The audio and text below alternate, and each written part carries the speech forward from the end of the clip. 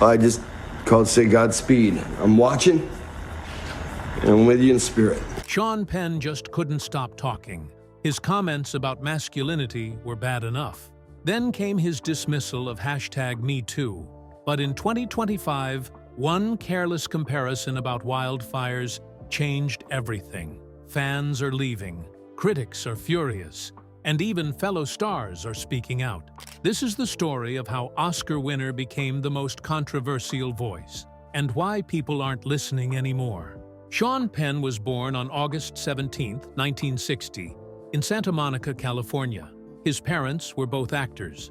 His father, Leo Penn, had been blacklisted in Hollywood, but later became a successful television director.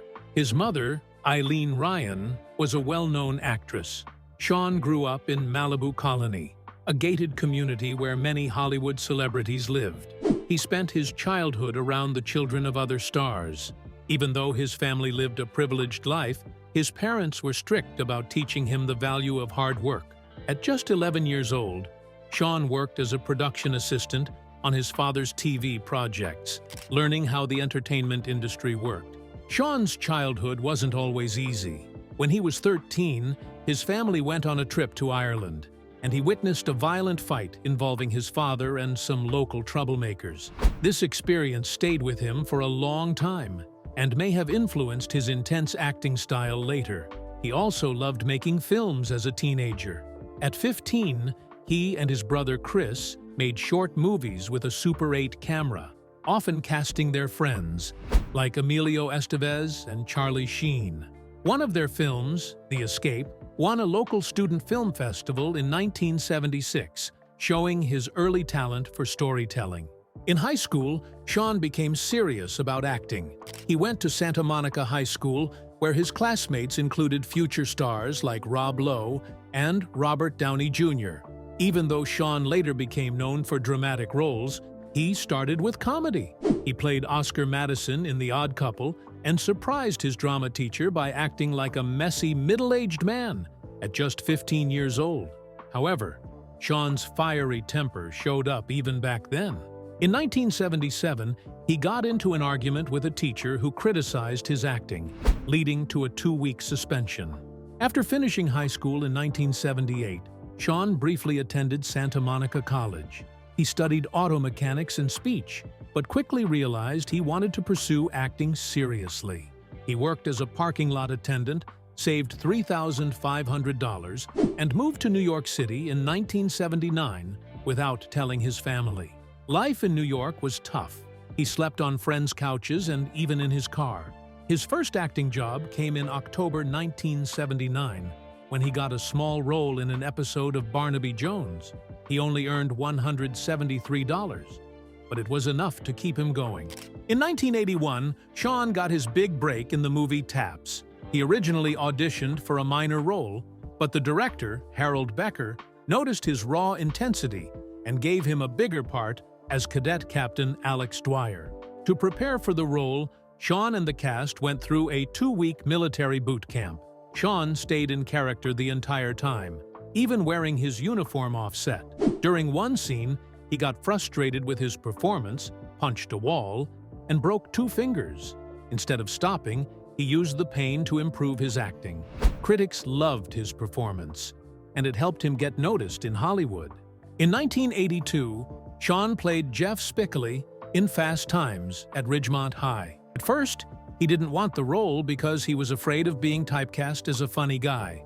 But after talking with director Amy Heckerling, he agreed to do it. Sean took the role seriously. He lived in his car near the beach for 3 months to understand surfer culture and even acted like Spicoli on and off set. One day during filming, he had a pizza delivered to the set because he thought that's what Spicoli would do. Despite the fun nature of the role, Sean never smoked marijuana, even though Spicoli was a stoner.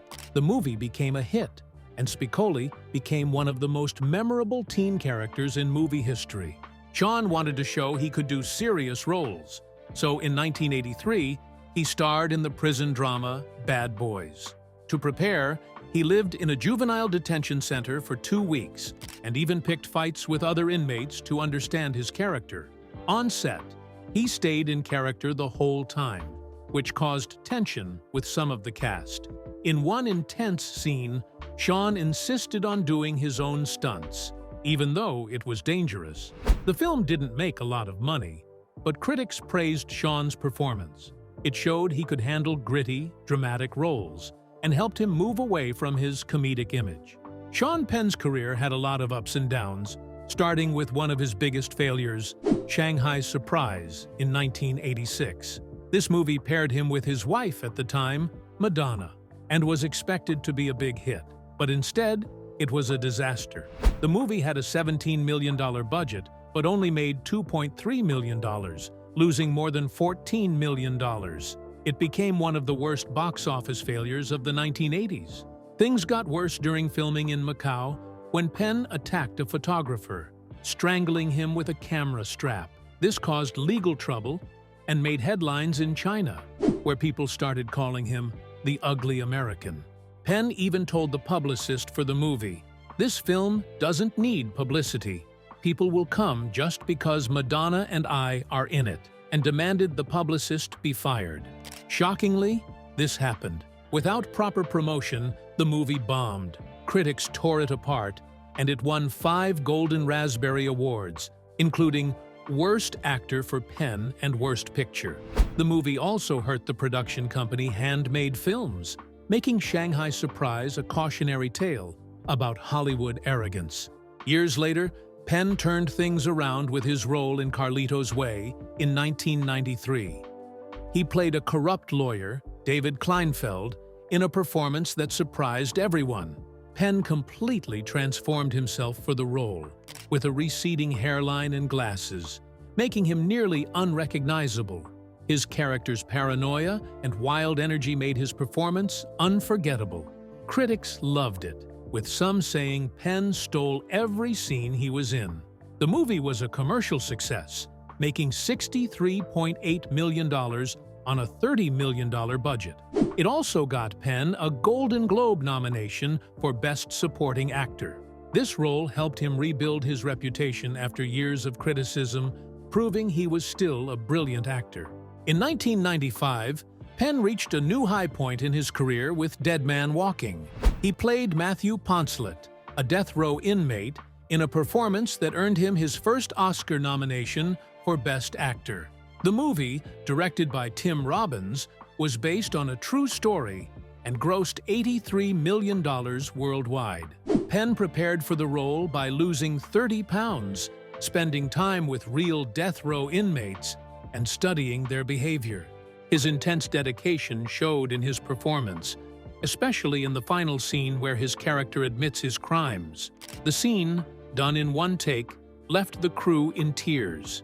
The movie also won Susan Sarandon her first Oscar for playing Sister Helen Prejean.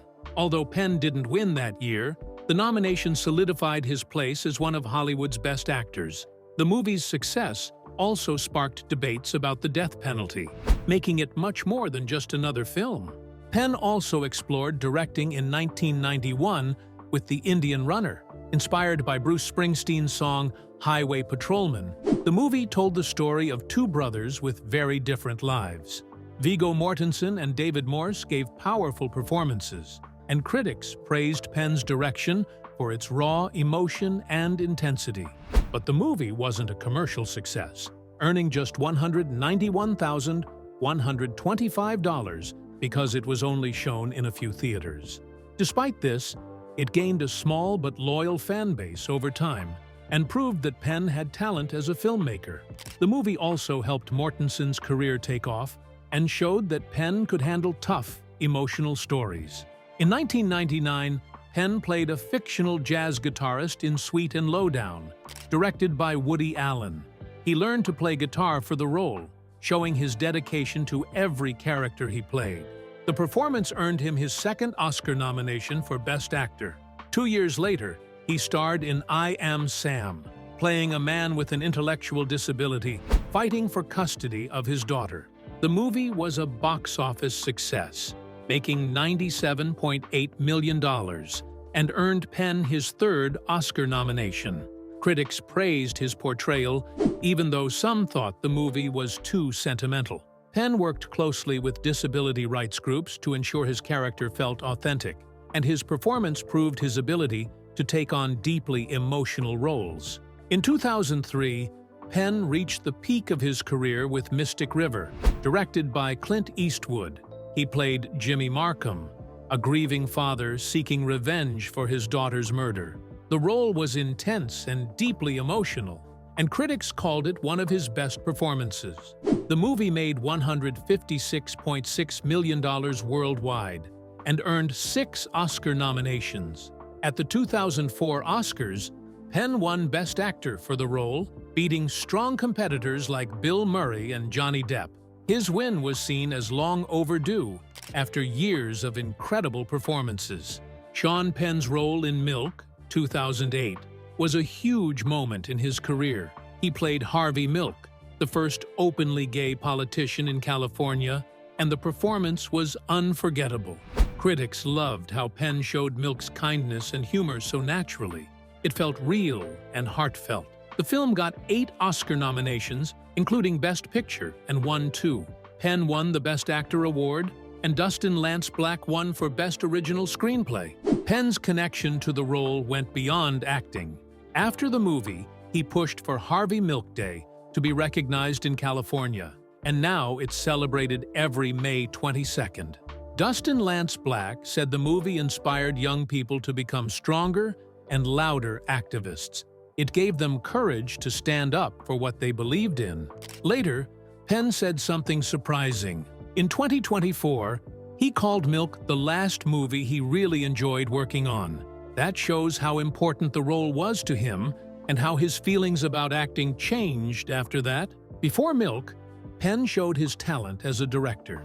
In 2007, he directed Into the Wild. The movie told the real-life story of Christopher McCandless, a young man who left everything behind to live in the wilds of Alaska. Penn cared deeply about making the movie authentic. He filmed on location in Alaska, capturing the rugged beauty of the landscape. Emile Hirsch played McCandless, and Hal Holbrook gave such a touching performance that he was nominated for an Oscar. The movie was both a critical and financial success, making $56.8 million on a $20 million budget. It even won a Golden Globe for Eddie Vedder's song, Guaranteed. But nearly 10 years later, Penn's directing took a hit with The Last Face, 2016. This movie, about aid workers in Africa, didn't go over well. It premiered at Cannes, and the audience booed it. Critics were harsh, saying the movie felt more like a love story than a serious look at the struggles in war-torn Africa. They thought it was tone-deaf and missed the point, even though Charlize Theron and Javier Bardem starred in it. The film only made $1.2 million. Some called it pretentious, and the release in the US was delayed until 2017. It was Penn's most poorly received project. Recently, Penn has focused on smaller but still interesting roles. In Licorice Pizza, 2021, he played Jack Holden, a character inspired by William Holden. His role was short but memorable, especially in a scene where he performed a daring motorcycle stunt. The movie was set in the 1970s San Fernando Valley, an era and place Penn knows well since he grew up there. Critics enjoyed his scenes, and while the movie got 3 Oscar nominations, it didn't do well at the box office, making $33 million against a $40 million budget. In Gaslit, 2022, Penn took on a completely different challenge. He played John N. Mitchell, the Attorney General during the Watergate scandal. For the role, Penn went through a big transformation. He wore 11 prosthetics, and makeup took 3.5 hours each day. Many people didn't even recognize him in the role. The series told the lesser-known side of the Watergate story, focusing on Mitchell's wife, Martha, who helped expose the truth. Penn's performance was praised for how deeply he got into the character. It showed that even in smaller roles, Penn's commitment to his craft hasn't changed. When Sean Penn was 18, he started speaking out about politics, and it soon became a huge part of his life. He strongly opposed the Iraq War and wasn't afraid to show it. In 2002, he spent $56,000 to publish an open letter in the Washington Post, asking President George W. Bush to stop the war. He said the government was taking away people's freedoms and simplifying the world into good and evil.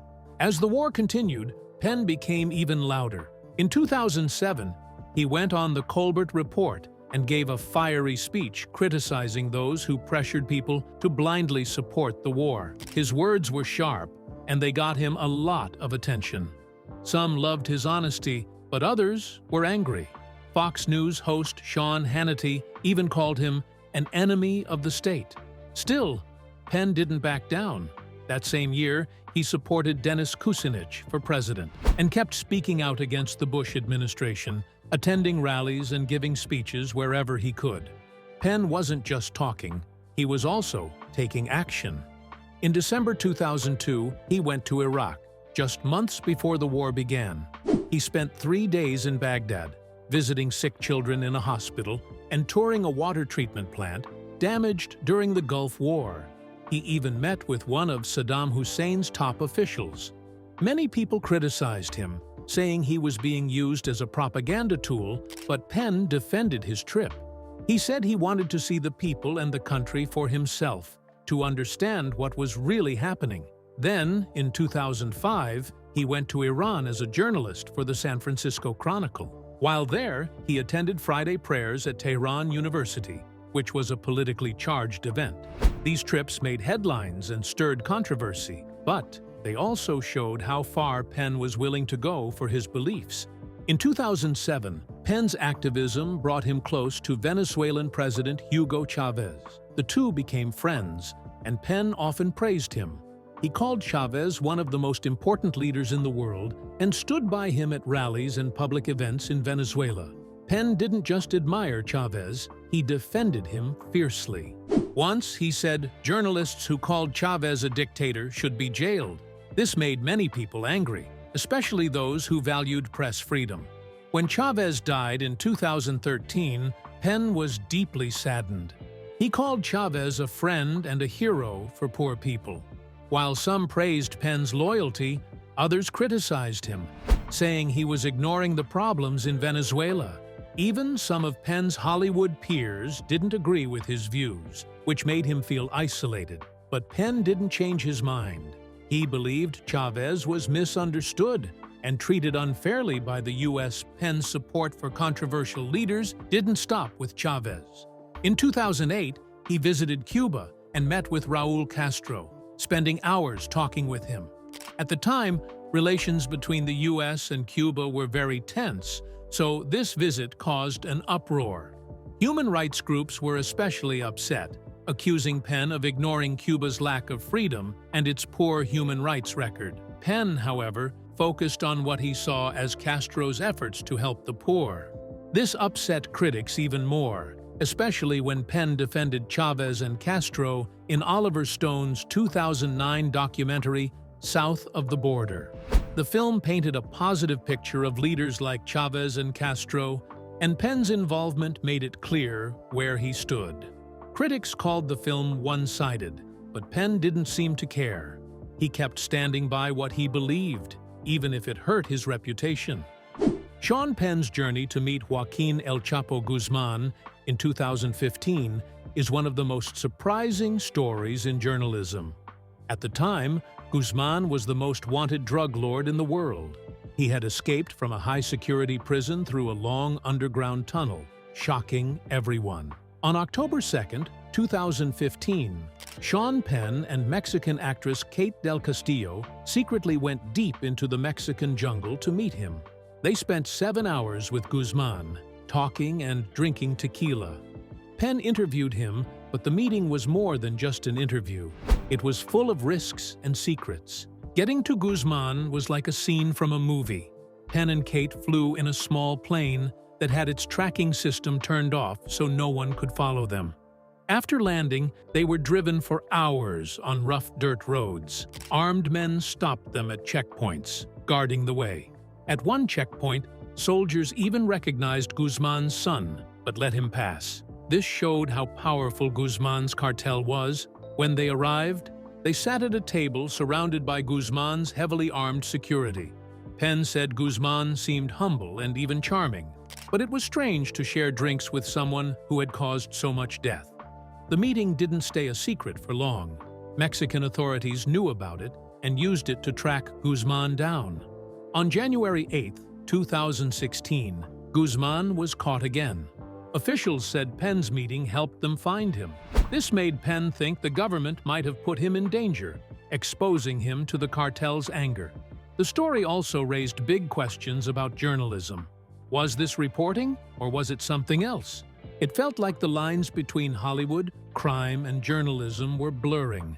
The controversy grew when Penn wrote about the meeting for Rolling Stone. His article came out on January 9, 2016. Just one day after Guzman was captured. Many people were angry because Penn let Guzman approve the article before it was published. This is a big no-no in journalism. Even though Guzman didn't make any changes, it looked bad. Critics said it hurt the magazine's reputation, which was already damaged by a recent scandal over another false story. Penn's article also upset people for how he wrote it. Instead of asking tough questions, Penn wrote about himself, how he felt, what he drank, and even his bathroom breaks during the meeting. His questions to Guzman were very soft, like asking, "Do you have any dreams?" or "Would you change the world if you could?" This made people think he wasn't serious about reporting. The story became more about Penn than Guzman's crimes. The backlash was huge. Mexican journalists, many of whom risked their lives to report on the cartels, were especially angry. They felt Penn's meeting was disrespectful to those who had died trying to expose the truth. U.S. officials also slammed the interview. Politician Marco Rubio called it grotesque, and White House Chief of Staff Dennis McDonough criticized Guzman's bragging in the article about smuggling heroin. They tied his crimes to the heroin crisis in the U.S.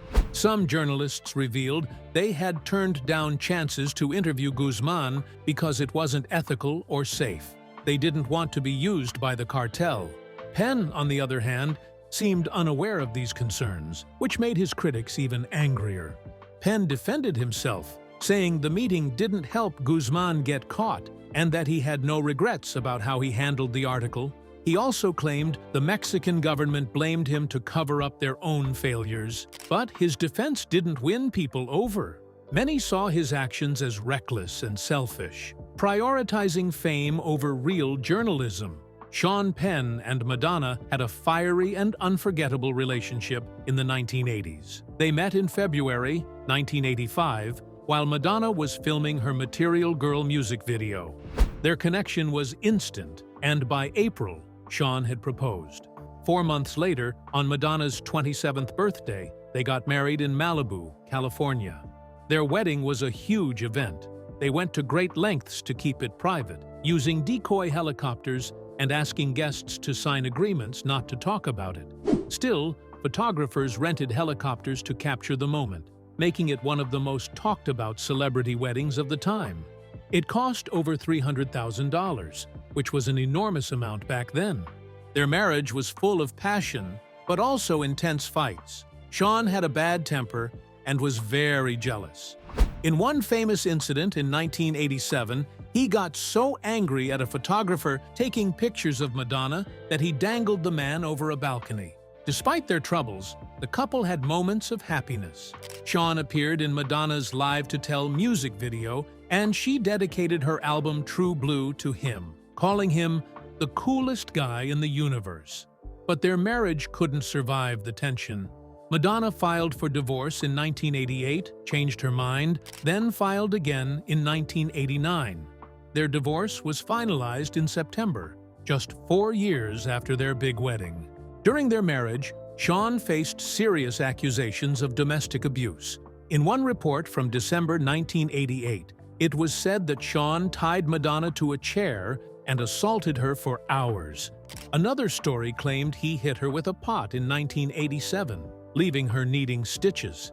These stories were shocking and made headlines everywhere, but Madonna later denied the claims, saying that while they had big arguments, Sean never physically abused her.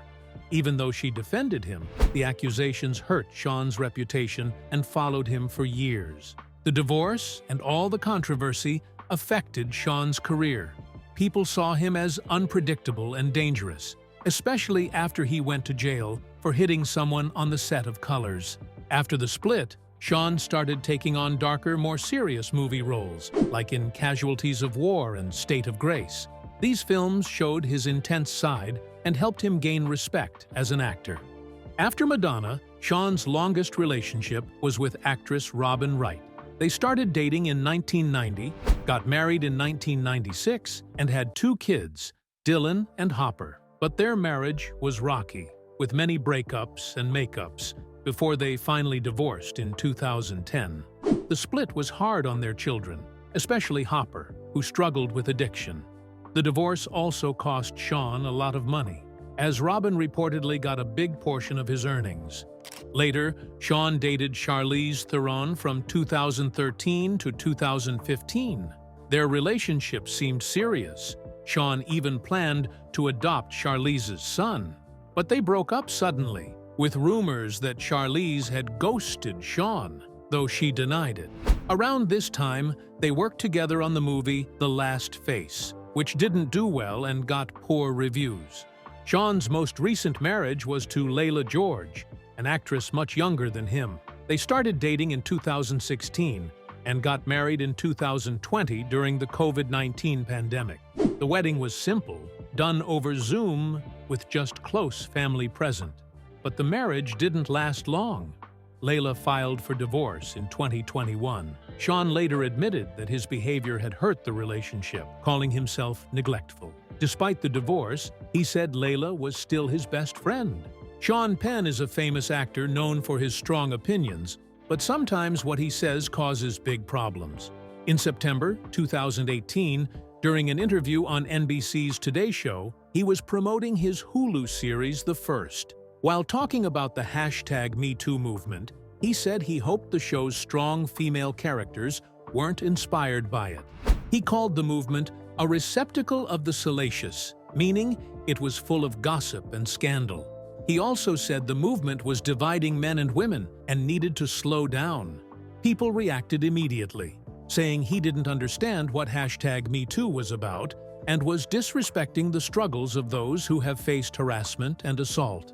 Then, in January 2022, Penn made more controversial comments about masculinity. He said men in America had become wildly feminized. He claimed that strong women in his life didn't see masculinity as something oppressive. But the most shocking thing he said was about cowardly genes that lead some men to put on a skirt. What made it worse was that he said all this while sitting next to his daughter, Dylan Penn. During the interview, many people were angry, calling his views outdated, offensive, and even harmful. One of the people who spoke out against Penn's comments was actress Thandiwe Newton. On January 30th, 2022, she posted on Twitter, calling Penn a gibbering fool and saying his comments were tragic. She also criticized him for saying those things in front of his daughter, calling Dylan a poor little mite. Newton even praised Penn's ex-wife Robin Wright, calling her dope and suggesting Wright was a positive influence. Her tweets spread quickly, and many people supported her for speaking out. This whole situation led to bigger discussions about how public figures should act and how they can influence opinions on gender and equality. In January 2025, Penn found himself in trouble again after an interview on CNN about the Los Angeles wildfires. He described the destruction in Pacific Palisades and Altadena as Gaza West, comparing the fires to the conflict in Gaza. Many people thought this comparison was wrong and insensitive. Social media exploded with criticism, saying that while the fires were terrible, they were not the same as the suffering and violence in Gaza. Some people mocked Penn for making such an exaggerated comparison, while others were angry that he seemed to trivialize the situation in Gaza. The media also picked up on the backlash, connecting it to Penn's history of controversial statements. This incident raised questions about how celebrities should talk about serious issues and the importance of choosing their words carefully.